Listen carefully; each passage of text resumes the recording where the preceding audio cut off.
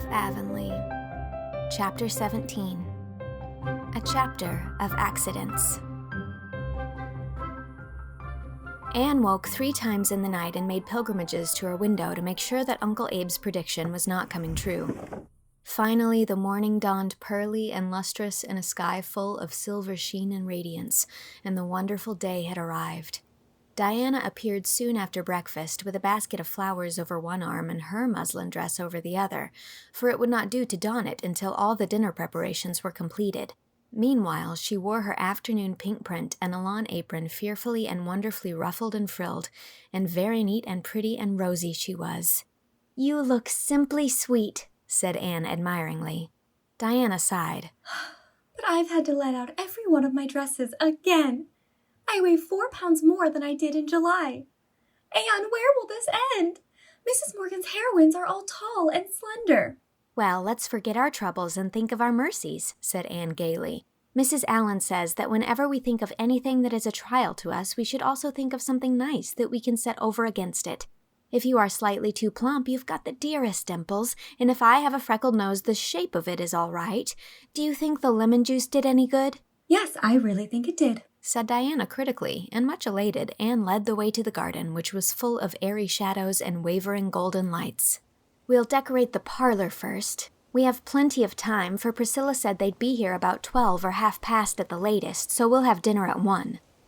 There may have been 2 happier and more excited girls somewhere in Canada or the United States at that moment, but I doubt it.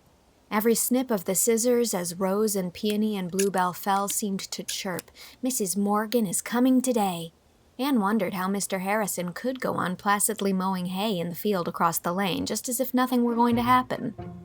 The parlor at Green Gables was a rather severe and gloomy apartment, with rigid horsehair furniture, stiff lace curtains, and white antimacassars that were always laid at a perfectly correct angle, except at such times as they clung to unfortunate people's buttons.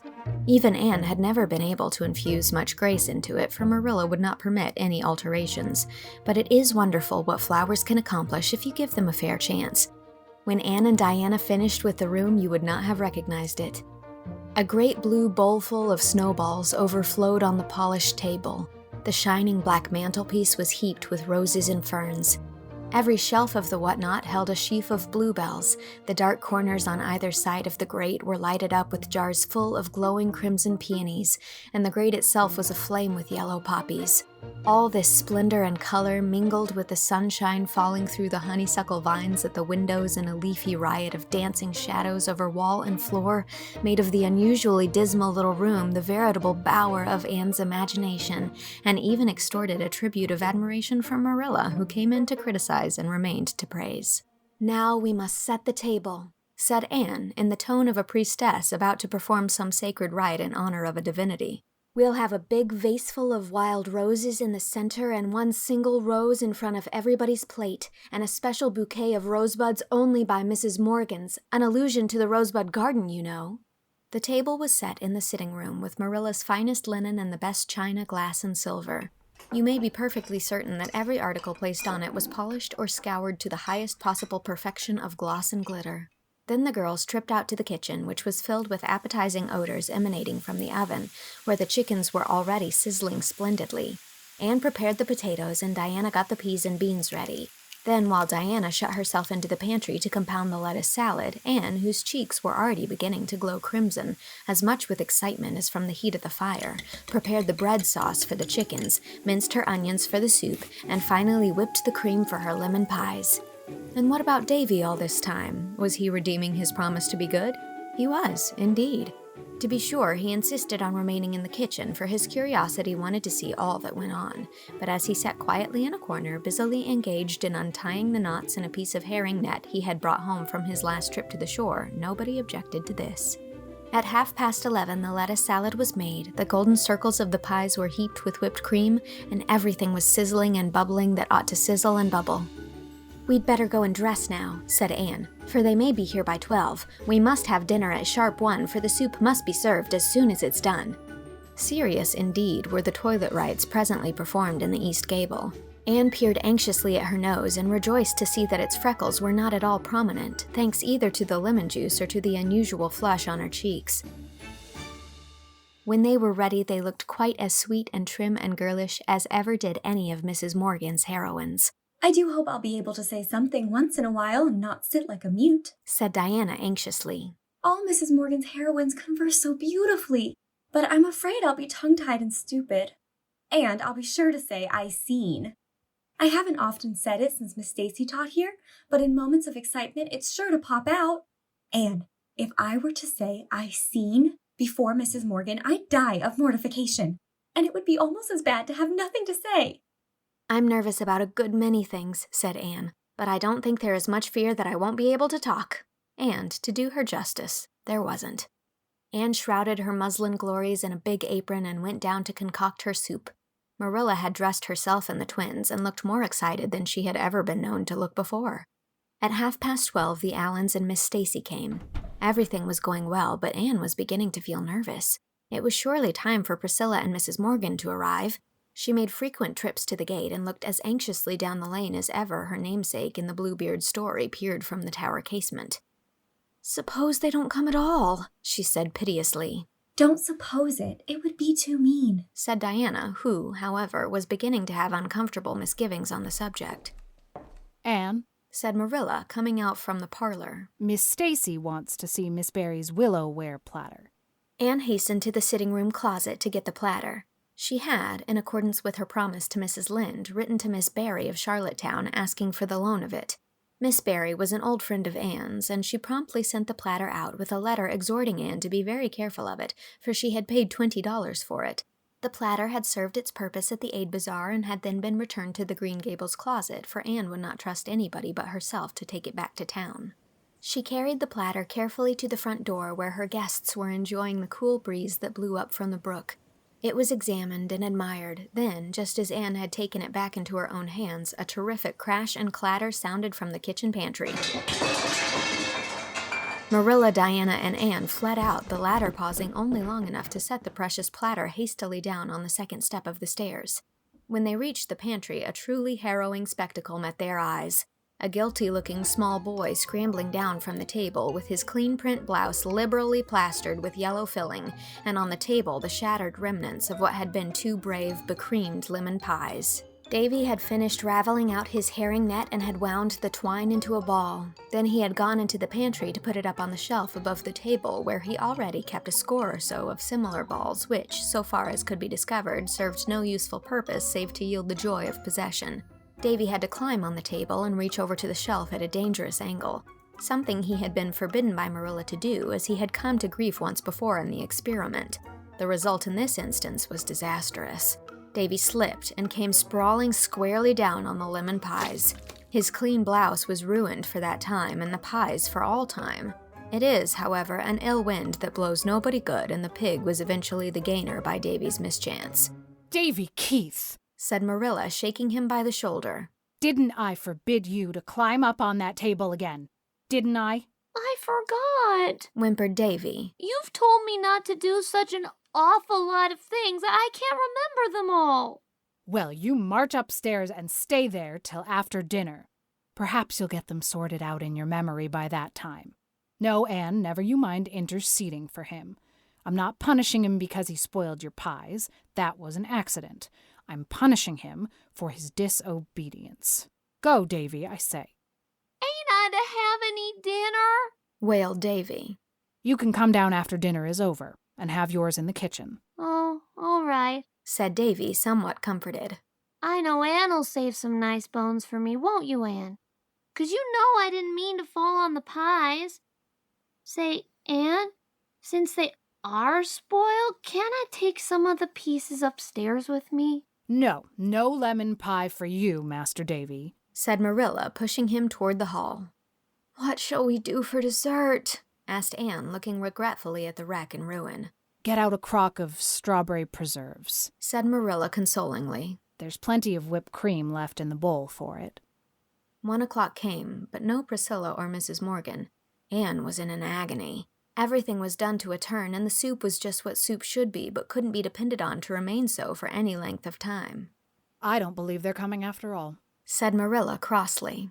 Anne and Diana sought comfort in each other's eyes. At 1:30, Marilla emerged from the parlor. "Girls, We must have dinner. Everybody's hungry, and it's no use waiting any longer. Priscilla and Mrs. Morgan are not coming, that's plain, and nothing is being improved by waiting. Anne and Diana set about lifting the dinner with all the zest gone out of the performance. I don't believe I'll be able to eat a mouthful, said Diana dolefully. Nor I, but I hope everything will be nice for Miss Stacy and Mr. and Mrs. Allen's sakes, said Anne listlessly. When Diana dished the peas, she tasted them, and a very peculiar expression crossed her face. Anne, did you put sugar in these peas? Yes, said Anne, mashing the potatoes with the air of one expected to do her duty. I put a spoonful of sugar in. We always do. Don't you like it? But I put a spoonful in too when I set them on the stove, said Diana. Anne dropped her masher and tasted the peas also. Then she made a grimace. How awful! I never dreamed you had put sugar in because I knew your mother never does. I happened to think of it for a wonder. I'm always forgetting it, so I popped a spoonful in. It's a case of too many cooks, I guess, said Marilla, who had listened to this dialogue with a rather guilty expression. I didn't think you'd remember about the sugar, Anne, for I'm perfectly certain you never did before, so I put it a spoonful. The guests in the parlor heard peal after peal of laughter from the kitchen, but they never knew what the fun was about. There were no green peas on the dinner table that day, however. Well, said Anne, sobering down again with a sigh of recollection, we have the salad anyhow, and I don't think anything has happened to the beans. Let's carry the things in and get it over. It cannot be said that the dinner was a notable success socially. The Allens and Miss Stacy exerted themselves to save the situation, and Marilla's customary placidity was not noticeably ruffled. But Anne and Diana, between their disappointment and the reaction from their excitement of the forenoon, could neither talk nor eat. Anne tried heroically to bear her part in the conversation for the sake of her guests, but all the sparkle had been quenched in her for the time being, and in spite of her love for the Allens and Miss Stacy, she couldn't help thinking how nice it would be when everybody had gone home and she could just bury her weariness and disappointment into the pillows of the east gable. There is an old proverb that really seems at times to be inspired. It never rains, but it pours. The measure of that day's tribulations was not yet full. Just as Mr. Allen had finished returning thanks, there arose a strange, ominous sound on the stairs, as of some hard, heavy object bounding from step to step, finishing up with a grand smash at the bottom. Everybody ran out into the hall. Anne gave a shriek of dismay. At the bottom of the stairs lay a big pink conch shell amid the fragments of what had been Miss Barry's platter, and at the top of the stairs knelt a terrified Davy, gazing down with wide-open eyes at the havoc.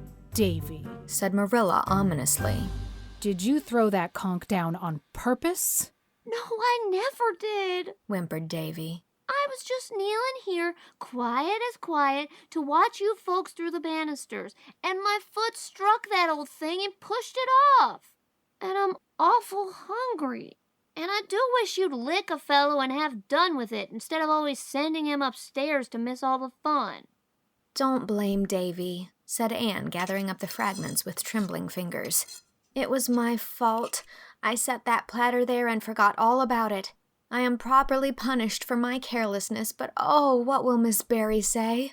Well, you know she only bought it, so it isn't the same as if it was an heirloom, said Diana, trying to console. The guests went away soon after, feeling that it was the most tactful thing to do, and Anne and Diana washed the dishes, talking less than they had ever been known to do before. Then Diana went home with a headache, and Anne went with another to the east gable, where she stayed until Marilla came home from the post office at sunset with a letter from Priscilla written the day before. Mrs. Morgan had sprained her ankle so severely that she could not leave her room. And, oh, Anne dear, wrote Priscilla, I'm so sorry, but I'm afraid we won't get up to Green Gables at all now. For by the time Auntie's ankle is well, she will have to go back to Toronto. She has to be there by a certain date. Well, sighed Anne, laying the letter down on the red sandstone step of the back porch where she was sitting while the twilight rained down out of a dappled sky. I always thought it was too good to be true that Mrs. Morgan should really come. But there, that speech sounds as pessimistic as Miss Eliza Andrews, and I'm ashamed of making it. After all, it was not too good to be true. Things just as good and far better are coming true for me all the time. And I suppose the events of today have a funny side, too. Perhaps when Diana and I are old and gray, we shall be able to laugh over them, but I feel that I can't expect to do it before then, for it has truly been a bitter disappointment. You'll probably have a good many more and worse disappointments than that before you get through life, said Marilla, who honestly thought she was making a comforting speech. It seems to me, Anne, that you are never going to outgrow your fashion of setting your heart so on things and then crashing down into despair because you don't get them. I know I'm too much inclined that way, agreed Anne ruefully. When I think something nice is going to happen, I seem to fly right up on the wings of anticipation, and then the first thing I realize, I drop down to earth with a thud. But really, Marilla, the flying part is glorious as long as it lasts. It's like soaring through a sunset. I think it almost pays for the thud. Well, maybe it does, admitted Marilla. I'd rather walk calmly along and do without both flying and thud. But everybody has her own way of living. I used to think there was only one right way, but since I've had you and the twins to bring up, I don't feel so sure of it. What are you going to do about Miss Barry's platter? Pay her back the $20 she paid for it, I suppose. I'm so thankful it wasn't a cherished heirloom, because then no money could replace it. Maybe you could find one like it somewhere and buy it for her. I'm afraid not. Platters as old as that are very scarce. Mrs. Lynde couldn't find one anywhere for the supper. I only wish I could, for of course Miss Barry would just as soon have one platter as another if both were equally old and genuine. Marilla, look at that big star over Mr. Harrison's maple grove with all that holy hush of silvery sky about it. It gives me a feeling that is like a prayer. After all, when one can see stars and skies like that, little disappointments and accidents can't matter so much, can they? Where's Davy? Said Marilla with an indifferent glance at the star. In bed. I've promised to take him and Dora to the shore for a picnic tomorrow. Of course, the original agreement was that he must be good, but he tried to be good, and I hadn't the heart to disappoint him. You'll drown yourself, or the twins, rowing about the pond in that flat, grumbled Marilla. I've lived here for 60 years, and I've never been on the pond yet. Well, it's never too late to mend, said Anne roguishly. Suppose you come with us tomorrow. We'll shut Green Gables up and spend a whole day at the shore, daffing the world aside. No, thank you, said Marilla with indignant emphasis. I'd be a nice sight, wouldn't I? Rowing down the pond in a flat. I think I hear Rachel pronouncing on it. Oh, there's Mr. Harrison driving away somewhere. Do you suppose there's any truth in the gossip that Mr. Harrison is going to see Isabella Andrews? No, I'm sure there isn't. He just called there one evening on business with Mr. Harmon Andrews, and Mrs. Lynde saw him and said she knew he was courting because he had a white collar on. I don't believe Mr. Harrison will ever marry. He seems to have a prejudice against marriage. Well, you can never tell about those old bachelors. And if he had a white collar on, I'd agree with Rachel that it looks suspicious, for I'm sure he never was seen with one before. I think he only put it on because he wanted to conclude a business deal with Harmon Andrews, said Anne. I've heard him say that's the only time a man needs to be particular about his appearance, because if he looks prosperous, the party of the second part won't be so likely to try to cheat him. I feel really sorry for Mr. Harrison. I don't believe he feels satisfied with his life. It must be very lonely to have no one to care about except a parrot, don't you think? But I notice Mr. Harrison doesn't like to be pitied. Nobody does, I imagine. There's Gilbert coming up the lane, said Marilla. If he wants you to go for a row on the pond, mind you put on your coat and rubbers. There's a heavy dew tonight.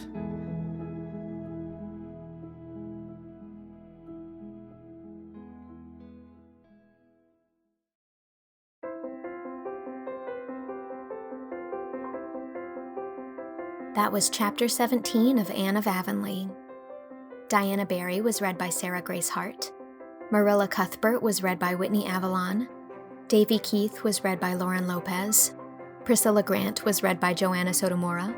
And Anne Shirley was read by me, Mary Kate Wiles.